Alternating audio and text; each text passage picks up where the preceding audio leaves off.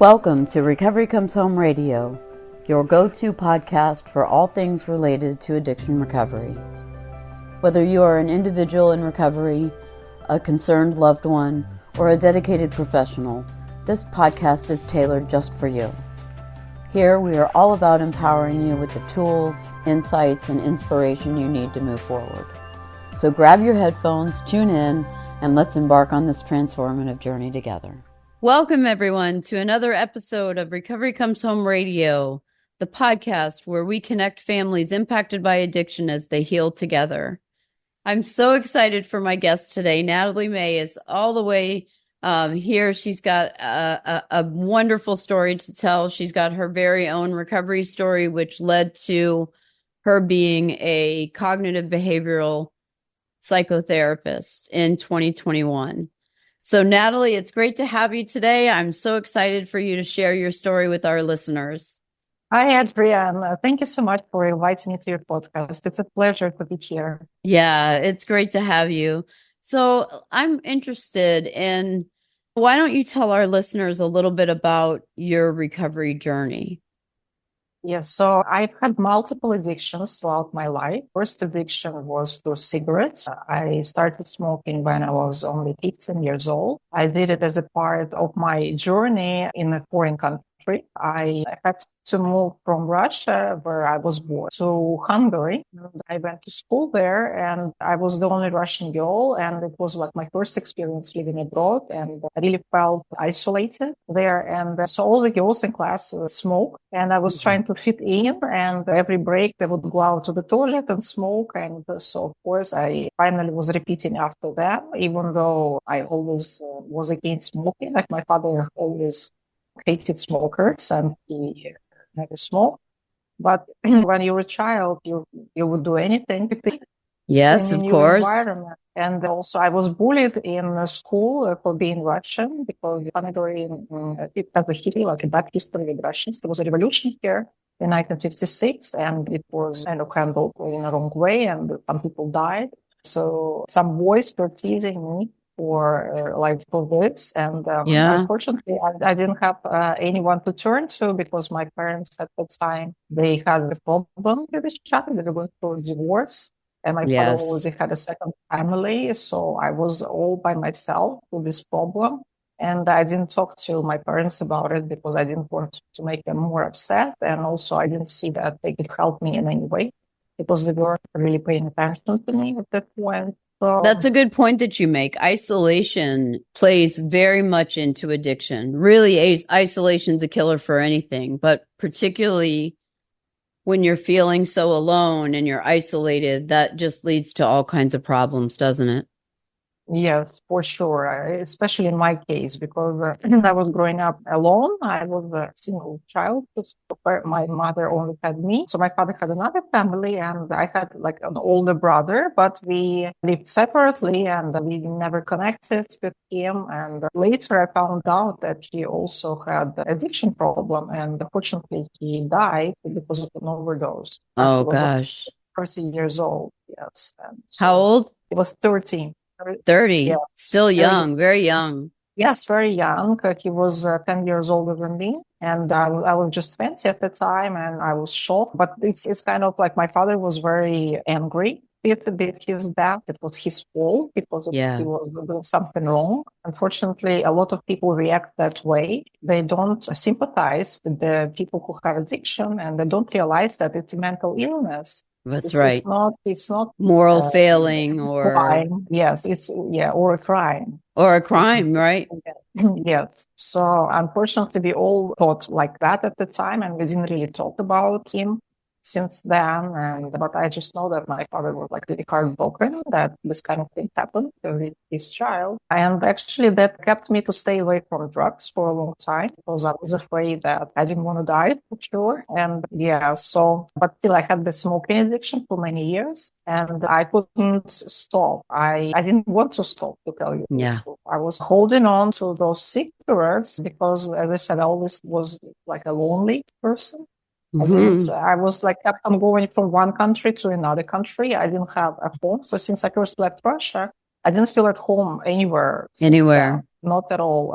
I didn't belong to any group of people. I was always different from everyone else, and I was just like doing my own thing. And so that played a big role in my addictions, I think, because the isolation. Yeah. And I couldn't talk to anyone about what was going on in my life, not even to my closest friends. I couldn't share everything with them because I was ashamed. Well, Yeah. so clearly you had to have had some setbacks along the way. Well, first, what got you into recovery? So after the smoking addiction, which is going on for 10 years, even longer, I also developed an alcohol addiction. Mm-hmm. So that was also like a self-medication because this is what I saw growing up in my home. My father was always drinking, not from the very beginning when he was a professor in University of Economics. And so when I was just like a small child, we had a great family. But later, when he decided to become a businessman, he started making a lot of money. He started having stress also, a lot of stress, and he started drinking a lot. So he was like all the time drinking, and he would lose his temper. He would scream at my mom. He would scream at me, and it was like really, I was scared and disappointed, and like I didn't have a father figure. He was just like an angry guy who was come in, but I knew he is our provider, so I had to like shut up. Yeah, right. Stuff it, right? Stuff it and hide everything inside. Yeah. And my mother did the same thing, but we were both very unhappy. And we couldn't even support each other because my mother's was, this is life, this is part of life, this is my destiny or something. So she wouldn't You wouldn't accept it. Mm-hmm. Yes, I couldn't wait to get out of that home. I couldn't wait to be independent and just to live alone because I was so tired of all this that was going on. And so even in university, which I didn't want to attend, I wanted to be a journalist or something like that, or a diplomat and travel around the world. So like something like different. But my father wanted me to become an economist like him. And he pushed me to economic university, and I had to study there, and I hated it. Yeah. I absolutely hated it. And even then, I think I already developed an alcohol addiction because we would drink every Friday, Saturday. It was like the main thing. We go to a bar and get drunk, get wasted. Yeah, just totally sloshed. Yes.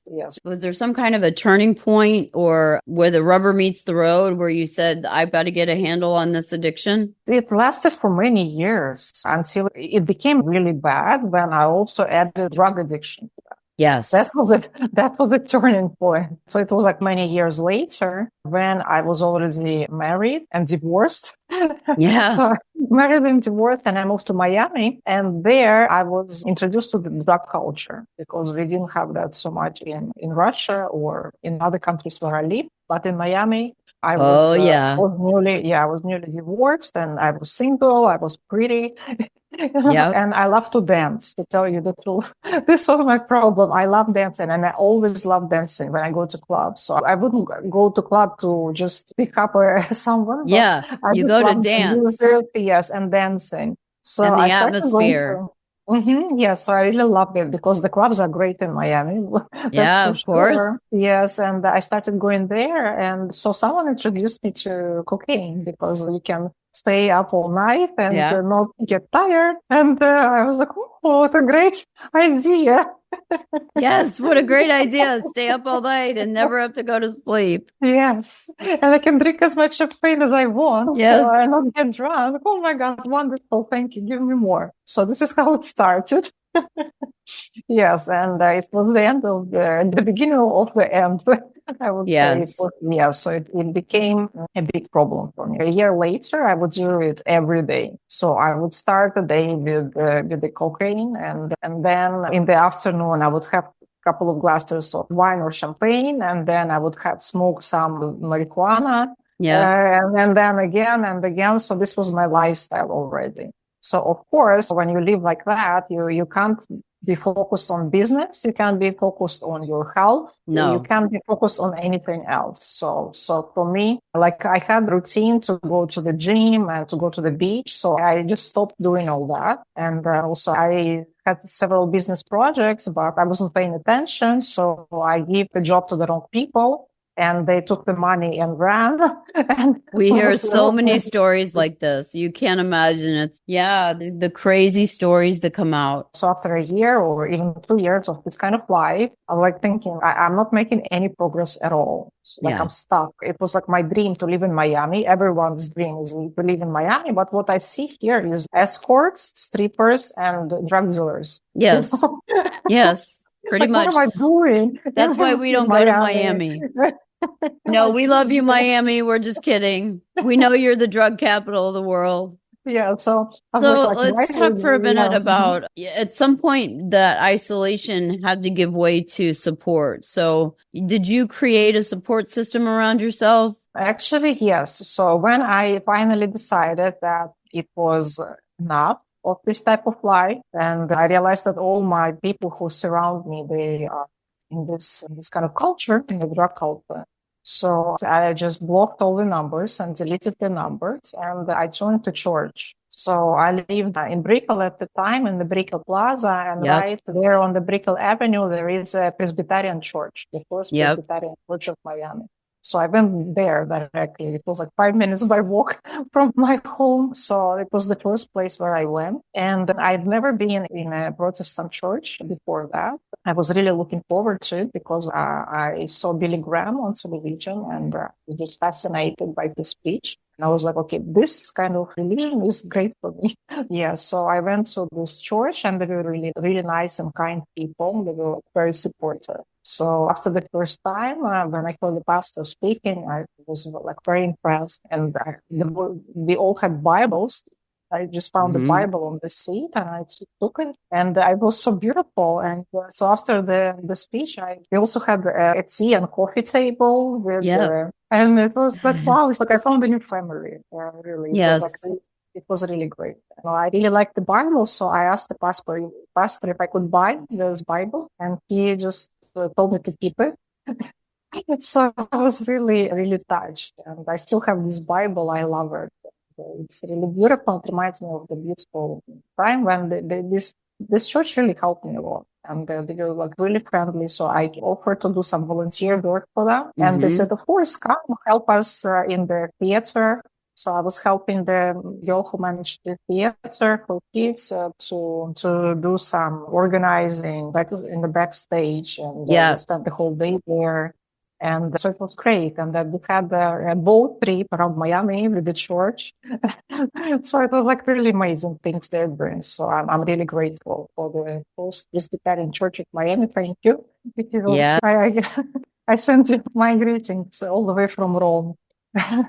Yes. Yeah. So you found the church. What about other people that weren't drinking? I had some other people that weren't drinking, but very few.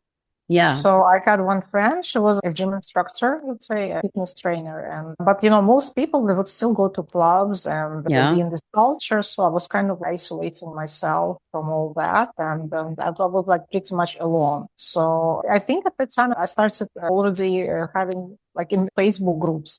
So I found some Facebook groups. Oh, good. For sobriety and for depression.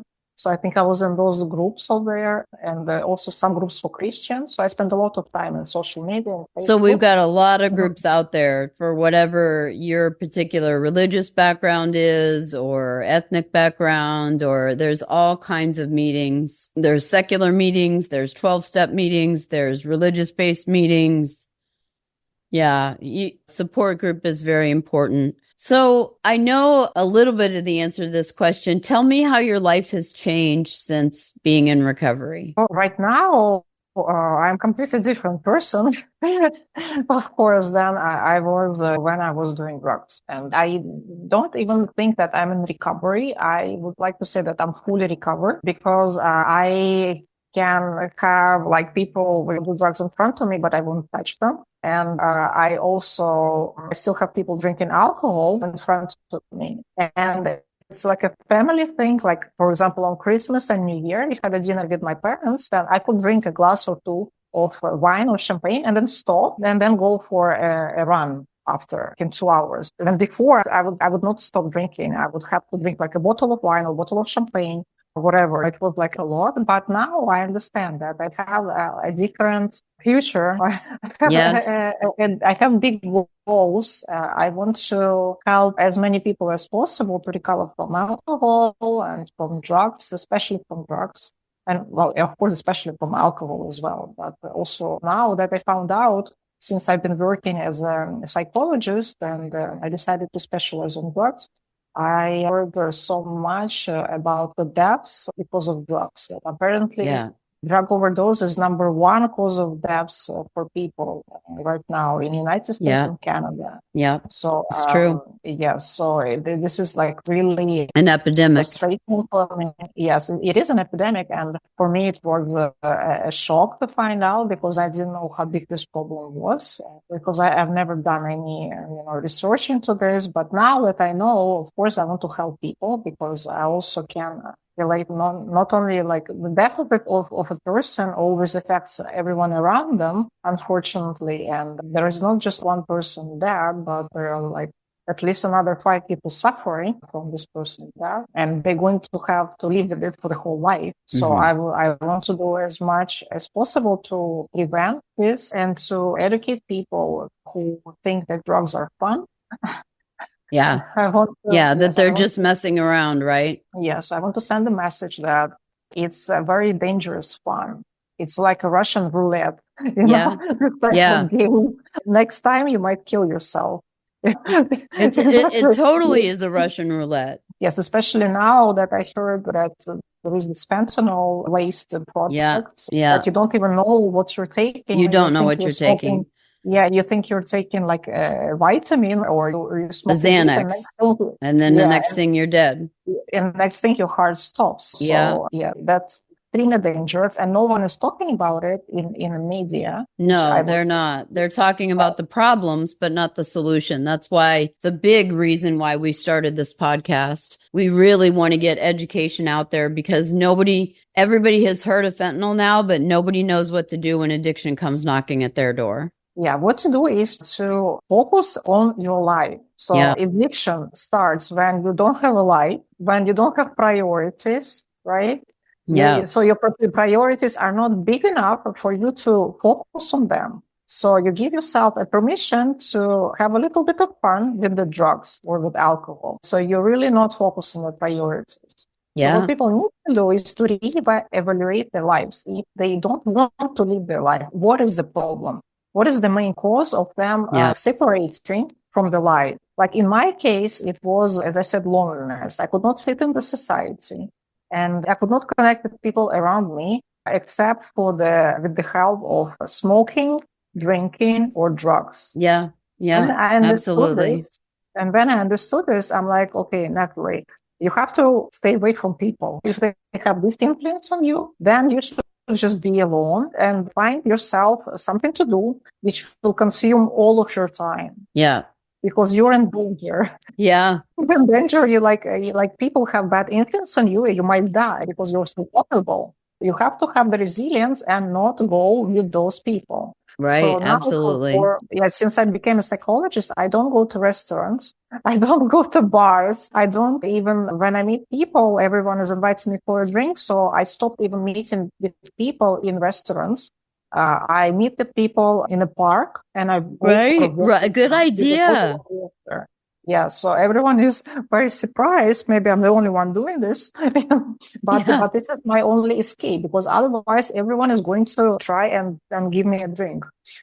This is my right. And you know what's funny is I don't drink, and people ask you why. They're relentless about asking you why you don't drink. Well, I have a divided pancreas. I can't drink. And then when they understand that, they leave me alone. But up until the point that they know I can't drink because I'm ill, it's relentless. So tell me, what goals do you have for your future coming up? Yes, so I have this big goal to stop the drug pandemic in the world. Yes. With your help, Adrian. Yes. And with the help of other wonderful people who are making podcasts like this, and they're making this information available for other people. So that's why I also wrote this book, Stop Addiction with Cognition. Yes. Where also I outline this problem and I give a solution. for people. So instead of thinking that you can't stop using drugs or alcohol or even smoking, a lot of people think that they can't. Everything I did in my life, it was a decision.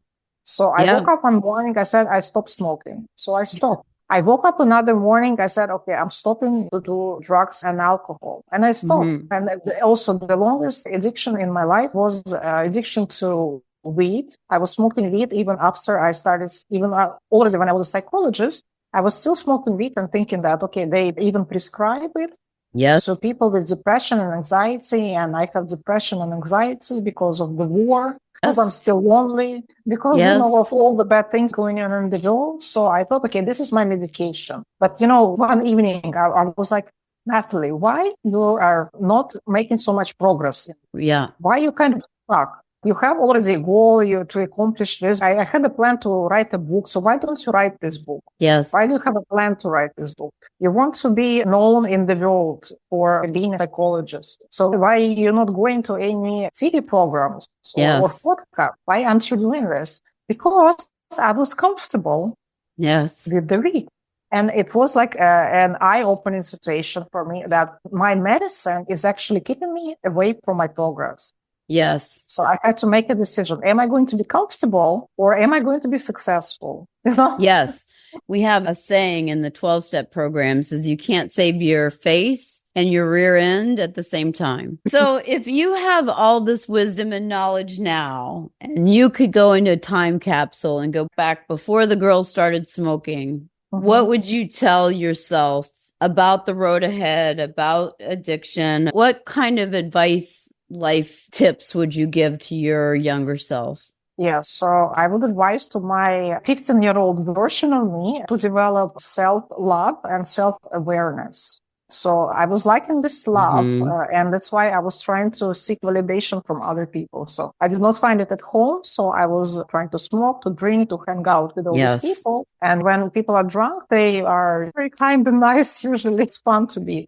So, and of course it was a wrong choice. So I had to concentrate on myself and the self-awareness. I had to figure out what I want from life. I didn't have to listen to my father and go to this economic university.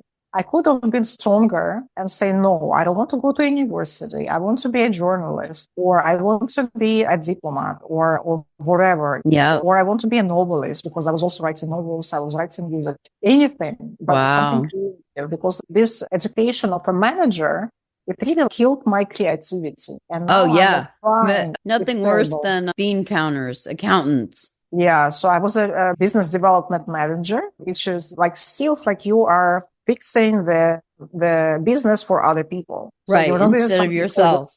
Yeah, instead of yourself. So I was always helping other people solve their problem. I was always helping other people make profits on something which I didn't even approve or I didn't care about. And I was like, why did I spend my life on that? Amazing life, having so much talent, having so much passion inside of me. Why did I spend half of my life on that? So this is not coming back. So I really advise to younger people to not follow the steps of their parents. So if your parent told you that it's very easy to be like accountant, it's a very good job. Then true, but you have to have heart in the job. I don't think anyone is designed to be an accountant. Not me for sure. And especially with the technology, I think any artificial intelligence can do it better than a human being right now. And and the human beings are meant to create. Yes. We're creators, right? So something creative will be a great opportunity for a person to develop themselves. But just this fixing type of jobs, like these monotonic jobs, I don't recommend it to anyone. So it might look good, it might promise money and financial wealth, but trust me, when you get all the money and you will be financially dependent, then you will have more problems of a different kind. Different kinds of problems, but still problems. Yes, you will be like, this doesn't make me happy anymore. I don't like my beautiful house. I don't want all that clothes that I bought. You will start developing hate for other people because you don't love yourself because of the job you're doing. Yeah. So many problems come from there. And that's why a lot of very wealthy and successful people still need psychologists. Oh, definitely. And that we Yeah. can't understate the role of therapy in addiction recovery. Well, we're almost out of time, Natalie, but I want to let you know we'll put all of your links and social media handles and everything in the show notes. We'll do a nice synopsis of what we talked about here today. And I really love this episode, and I can't wait to have you on again. Thank you so much, Adrienne. It was so great talking to you, and we talked about really important things. So I'm looking forward to sharing this episode. Sounds good. And thanks everybody for listening in to another episode of Recovery Comes Home Radio. We'll see you next time. Thank you for tuning in to Recovery Comes Home Radio. We hope that today's episode has provided you with valuable information and insights on the recovery process. Remember, you are not alone on this journey. Keep seeking support, practicing self-care, and moving forward one step at a time. Until next time, stay strong, stay resilient, and stay humble. Hope lives here.